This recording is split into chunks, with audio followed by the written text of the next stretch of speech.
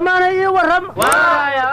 beriga waxa la yiri baarlamaanka labadi aqalba waa fadhiista wax buuq iyo sawaxan oo ka jirana ma jiraan ma la heshiiyay wargalaha shacabka wariyaasha aan gashnay funaanadaha xarumahooda warbaahin laabta ay yiraahdeen maanta horta aqalkii sare iyo aqalkii hoose haday isku yimaadeen aqalkii dhexe xagu waaday aryaakaas waaga mihidhaxa kama imaanay u kaadi war kala maan diin leeya safarkii nootabi reer seeday nabadiis war waa tinacsan tahay safarka xildhibaanada markii kala fadhigu xirmo war baarlamaanka aqalka hoose guddigii doorashooyinku maanta warbixin ka dhageysanaya la yiri aqalka sarana guddigii dastuurka ayuu asna warbixin ka dhageysanaya la yiri gudoomiye ku-xigeenka koowaad ee aqalka sarana wuxuu yiri dawladdu waa inay dardar gelisaa wada hadallada Soomaaliland si ay dastuurka dhamaystirkiisa qayb uga noqdaan shacabka reer Soomaaliland war marka dastuur la soo hadal qaado ayuunba ku soo xabaalato Soomaaliland tarbaanne maxaa kala naga dhaxeeya aqalka sare Soomaaliland tabashooyinka hore intaysan u gudbin ayaka iyo aqalka hoosagtii u dhaxaysa ma la xaliyay war langa kanooga ama geeljir hoose lindhiga walaalay taasiyade hoose lindhigi warnimayo waxa la yiri dalkanagu markii uu burburay ee la kala yaacay qabiilada dadkeenu isku dilay waana la ogaayeen ayagoon heshiin baa haddana la isku soo darayeen baarlamaan miyay noqonayaan weyla ama kaaga war cidna laguma dilin qarax maanta muqdisho ka dhacay war qaraxu wadada shaqaaluhu ka dhacay baabuur qarax lagu soo xiray buuna ahaa laba baabuur oo kalaana ku gubatay dadna kuma dhiman war ma qaraxu baaniyo ku jiraysan ilaa haween la aadan nimay awoodin qarax dhaco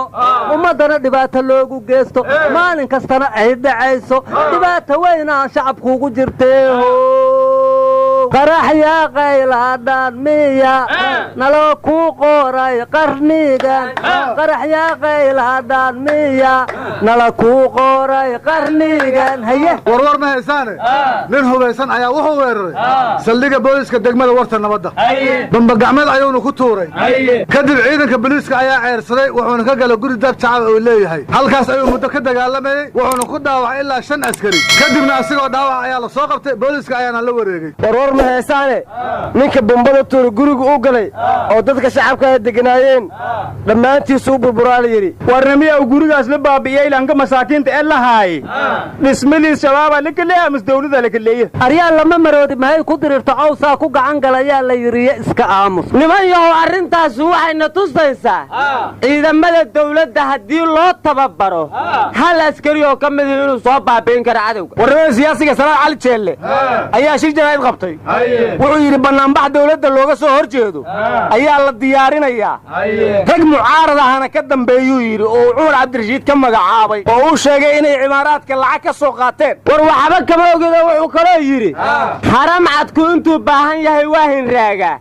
mana aamuso ilaa uu wax cuno mucaaradkuna waa nuucaas warnamiya uma siin warsaday mucaaradka bariyaagu mahdalaan shibaan yaaleen wala hadalay dawladda leeyahay marka Salaad Cali Jeelle war ku usi sheegi hilimi lahan ka sheegay aryaadaha war ma haysiin maxkamadda gobolka maanta waxa la hor keenay la yiri 7 qofood oo ku eedeysan dilkii iyo gubistii Axmed Dawlo hadda wixii lala shibanay alla soo shaaci rabaa runku suga war ma haysaane Aisha Ilyas gabadhii hadda ka hor gaalkacyo lagu dilay laguna kufsaday hooyadeed baa xal hadashay cadaalad darayna ka sheegatay maxkamadaha Puntland waxayna tiri ninkii booliska ay markii ugu horeysay gurigeyga yimid ilaa hadda baaritaan ay ugu imaanaya war madaxweynaha hore Suudaan Umar Xasan al-Bashir waa tii la yiri xabsi guriga ku jira hadda waxa la leeyahay xabsi rasmi ah loo gudbiyay war madaxweyne al-Bashir habadi rootiga hayta antaas dhibaan jeysatay nimayo saas waxaad ku ogaanaysaan rootiga Suudaan inuu dadka Soomaalida oo maalin kasta la leynayo ka qaalisan yahay saaxiib waad ka dhacsantihiin xalay ciyaarihii uu kula Champions League baa dhacay Barcelona Manchester bay ka adkaatay Manchester meeqa maraa heela dibirsaday war maxaa digirood imika sheegaysaa war kooxda Ajaxna Juventus ay cirka u dirtay waxa ka siiya badnaa markii askarka ciyaarta fiirsanaysa qorihii laga qaatay aryaadaha askarta Kenya intay dagaal ku jiraan yara iyo koob banooni fiirsahay hadii qorihii laga qaadahayo saasay rabaan inay badeena ku xoogaana ka waran war ma beer baa la fayeesha warnimayo war ma haysiin dhirta duurka waa kala naqaan geedka dhuuxa leh kani muday dhigtaar iyo ma aha qaydarkii dhagax waa dhirindhir dhilquhu saansadiyo coodin dhaashaday ma intaasaad ku soo koobaysaa yaadan sii badan war aniga hay dhaajina dhulkiinna iyo dadkiinna u shaqeeya warya dhiraandhiru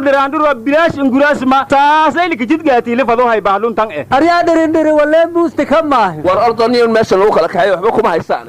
mee kaalda mee faraasta mee kaalda mee faraasta waryaa maxabiisa la soo daaye naga taga